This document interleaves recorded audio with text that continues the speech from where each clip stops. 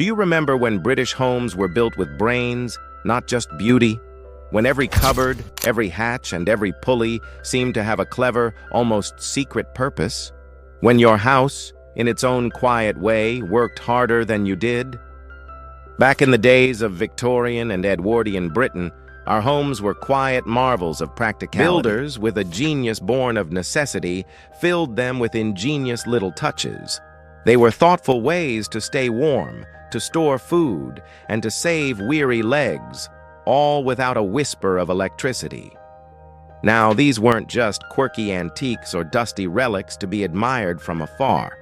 They were genuinely smart, beautifully sustainable designs that solved real, everyday problems. And yet, in our rush to modernize, we've quietly, almost without noticing, ripped most of them out. It's a bit of a shame, really. So, let us take a gentle stroll back in time and have a look at what we lost. First up, the serving hatch. That neat little window, a portal between the kitchen and the dining room. It was an absolute godsend. It let piping hot plates of shepherd's pie pass through without a single door having to open, keeping the steam and cooking smells firmly in their place. It saved countless steps, a little shuttle service for your Sunday roast. But by the 1970s, as open-plan living became the height of fashion, most were unceremoniously sealed away, plastered over as if they were never there. Next. Have you ever noticed those ornate circular coal covers still embedded in old pavements? They aren't just decorative bits of history. Coalmen with a well-aimed shovel once poured fuel straight down into cellar chutes through them. Look closely next time you see one. You can still find beautiful, heavy ironwork stamped with the foundry marks of the men who made them. Now, they're just relics underfoot, their true purpose almost forgotten. Then, there were the pantry safes. These were wonderfully cool cupboards, often with meshed or slatted sides, built against north-facing walls where the sun never reached. They were the original simple, smart design, harnessing the cool of the shade. They were the original refrigerators, keeping milk, butter, and meat perfectly fresh long before the hum of a fridge freezer filled our kitchens. Zero electricity, just who could forget the ceiling pulley made? A magnificent wooden rack, hoisted up to the ceiling with a system of ropes and pulleys, using the warmest air in the kitchen to dry your clothes. It worked perfectly. A completely free, brilliantly efficient drying system powered only by the natural rise of warm air from the stove. It was a common sight, a domestic ballet of sheets and shirts dancing gently near the ceiling. As you approached a grand old Victorian front door, you'd often find a boot scraper, an ornate wrought iron frame set right into the brickwork by the doorstep. Its job was simple but essential: to stop the mud, the grime, and, let's be honest, the horse mess of the streets from ever crossing the threshold. It was a mark of good manners, a silent guardian of clean floors. And once inside, your eyes might be drawn upwards to the picture rails, those elegant wooden moldings running just below the ceiling. They weren't just for decoration. They were designed so you could hang your art, your mirrors, and your family portraits with hooks and wires, without ever hammering a single nail into the precious and often fragile plaster walls. It was both practical and profoundly stylish. These homes were clever, right down to the last thoughtful detail. From the bell pulls that summoned help to the hidden dumbwaiters that ferried goods between floors, every feature had a reason. And as we keep modernizing, as we chase the sleek and the minimal, we've somehow forgotten just how brilliantly British design once was. It wasn't just about how a house looked, it was about how it lived.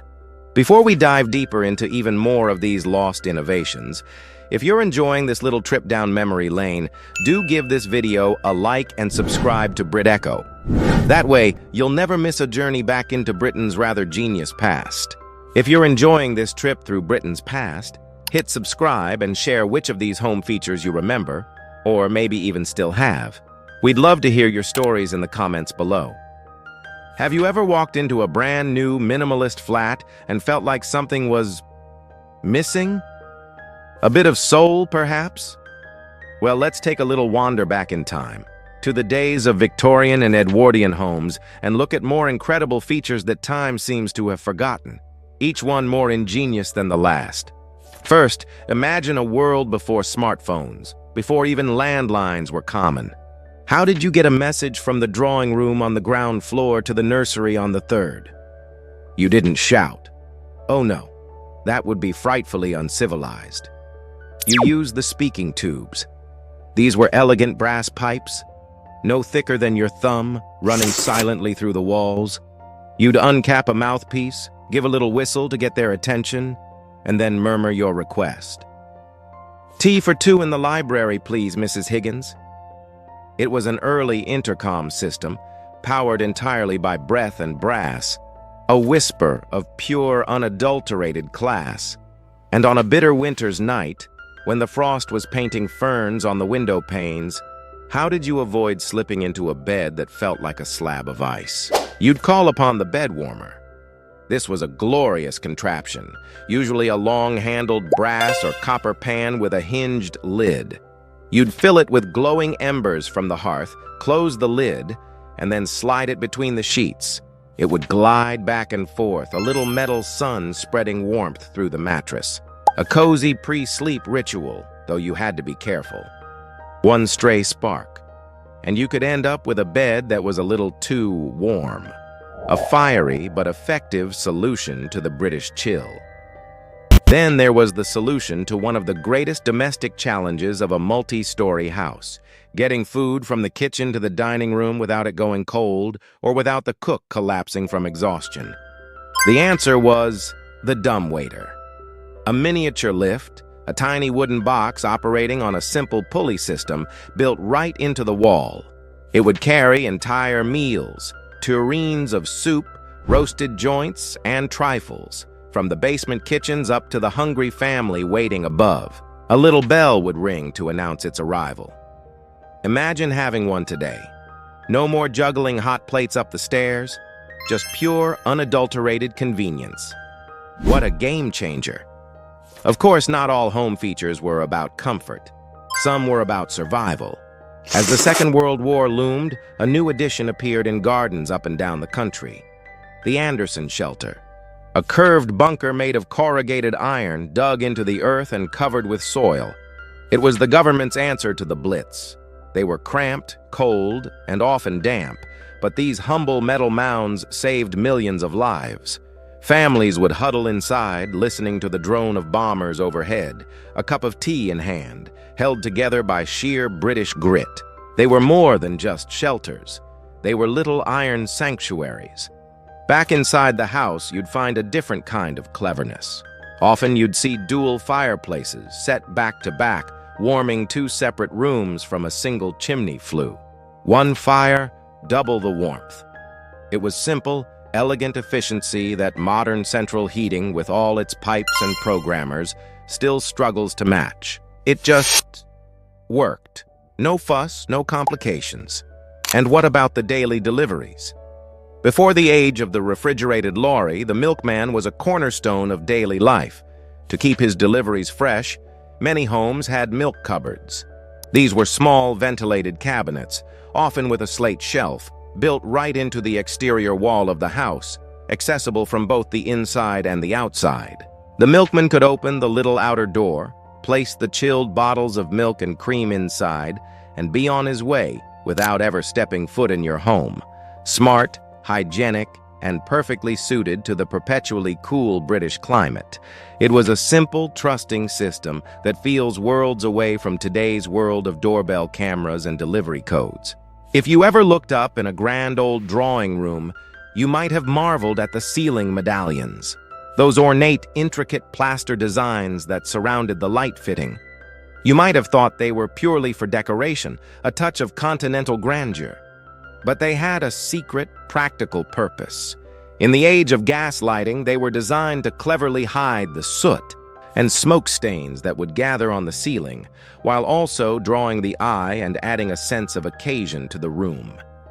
Beauty and brains, all rolled into one plaster circle. And finally, the king of all home features, the heart of the home itself, the Inglenook fireplace. This wasn't just a hole in the wall for burning logs. An inglenook was a vast, cavernous hearth, a room within a room. It was so large you could walk right into it, with stone or brick benches built into the sides. On a cold evening, the whole family could gather right inside the fireplace's warm embrace, shielded from drafts, surrounded by the gentle crackle of the fire. It was, without a doubt, the warmest, coziest, and most coveted seat in the entire house. These weren't just quirky additions or expensive luxuries. They were everyday innovations, born from genuine need and refined by generations of skill and common sense. They were solutions that made life simpler, warmer, safer, and just a little bit more human.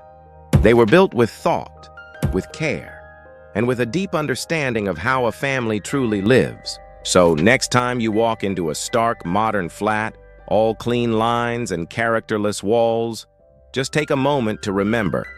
Our ancestors built homes that thought, homes that worked with you, that looked after you, and maybe, just maybe, it's time we learned a few lessons from them again. If this little trip down memory lane has warmed your heart, do consider hitting that subscribe button, give the bell a gentle ring, and perhaps share this video with someone who remembers houses that held secrets like these.